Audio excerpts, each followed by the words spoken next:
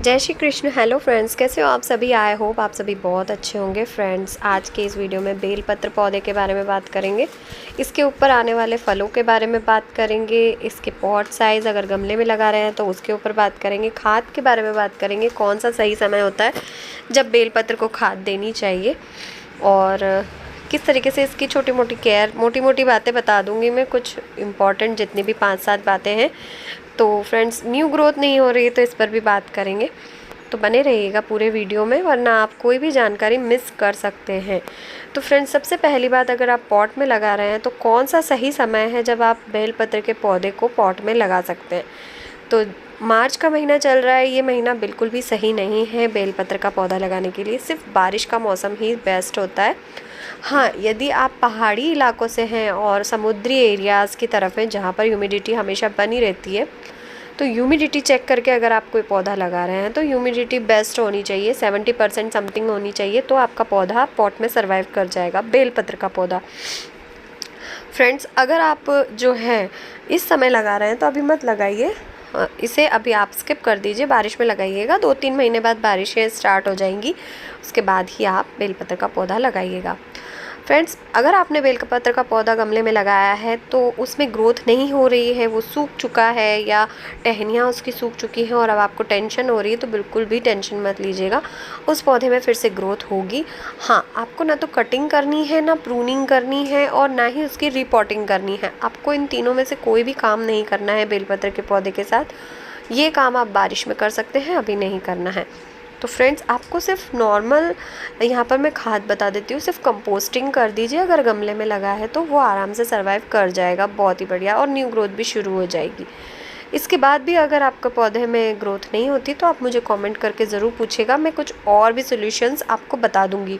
Friends, बेलपत्र का पौधा बहुत ही धार्मिक मान्यता के हिसाब से, जैसे शिव जी को इसका पत्ता अर्पित किया जाता है और उनकी कृपा प्राप्त की जाती है, तो कहा जाता है कि बेलपत्र का पौधा लक्ष्मी जी का रूप होता है, इसीलिए बहुत से लोग सोमवार के दिन भी इसकी पूजा करते हैं और शिव जी को इसके बेलपत्र अर्पित करते हैं। इसकी पूरी बहुत बड़ी स्टोरी है, आप ज़रूर पुराणों में पढ़ सकते हैं और शिव महापुराण में भी इसका वर्णन है, तो ज़रूर पढ़िएगा। अगर आपको नॉलेज और ज़्यादा गेन करना है इसके बारे में, इसकी मान्यता के बारे में, तो इसके फेमस होने के बारे में, तो देखिए यहाँ पर मेरा जो ये बड़ा वाला घर के बाहर लगा है, ये बेलपत्र के पत्ते पूरे इस तरीके से सूख गए। अगर आपके भी पौधे के सूख गए तो चिंता मत कीजिए, इसमें फिर से रीग्रोथ हो जाएगी। जब सारे पत्ते झड़ जाते हैं तो नए पत्ते आते हैं, ये बसंत ऋतु में अधिकतर होता है और बसंत ऋतु बस जा चुकी है और अब जो दूसरी ऋतु आई है वो जो है इसमें न्यू ग्रोथ लेकर के आती है अपने आप ही।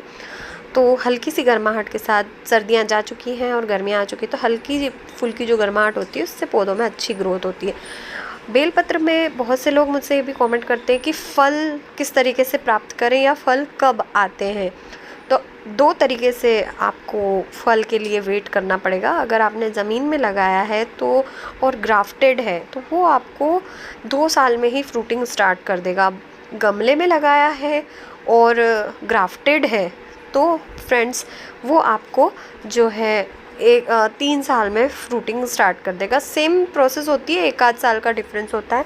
लेकिन बेलपत्र अगर आपने सिर्फ एक टहनी काट के लगाई है और उस पर फ्रूट नहीं आते हैं उस टहनी पर, तो वो फ्रूटिंग नहीं करेगी। हाँ, लेकिन फल वाले पौधे की टहनी काट के, जिस पे फल आया हुआ है उसको काट के बिना फल आए हुए टहनी पर ग्राफ्ट करके जब लगाया जाता है तो उसमें फ्रूटिंग जल्दी शुरू होती है, 2 या 3 साल में, जैसा मैंने बताया। लेकिन अगर आप सिर्फ एक टहनी का वेट कर रहे हैं तो आपको 7 से 8 साल या 10 साल भी वेट करना पड़ सकता है फ्रूटिंग के लिए।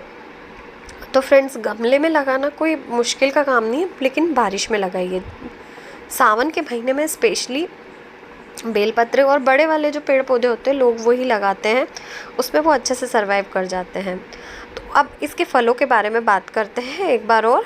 फल जो है इसके अभी मार्च के महीने में पकना शुरू होते हैं और अप्रैल तक ये काफ़ी अच्छे से पक जाते हैं और फिर उसके बाद आप इसके सीड्स लेकर के उससे ग्रो कर सकते हैं। तो बीज से उगाया हुआ जो पौधा होता है वो 7 से 8 साल में फ्रूटिंग स्टार्ट करता है। लेकिन किसी फल वाले पौधे की टहनी कट करके, अभी मैंने थोड़ी देर पहले ही बताया था आपको, उस तरीके से अगर प्रोसेस करेंगे, नॉन फ्रूटिंग प्लांट के ऊपर ग्राफ्ट कर देंगे, तो फ्रेंड्स वो फ्रूटिंग देना 2 साल में ही शुरू कर देगा, क्योंकि उसकी ब्रांच भी तो परिपक्व होनी चाहिए ना उतनी, क्योंकि वो एक जगह से कट करके आई है तो वो भी स्ट्रेस में होती है, तो 1-2 साल उसको स्ट्रेस से निकलने में लगते हैं, ताकि तब जाके वो फ्रूटिंग करना शुरू करता है।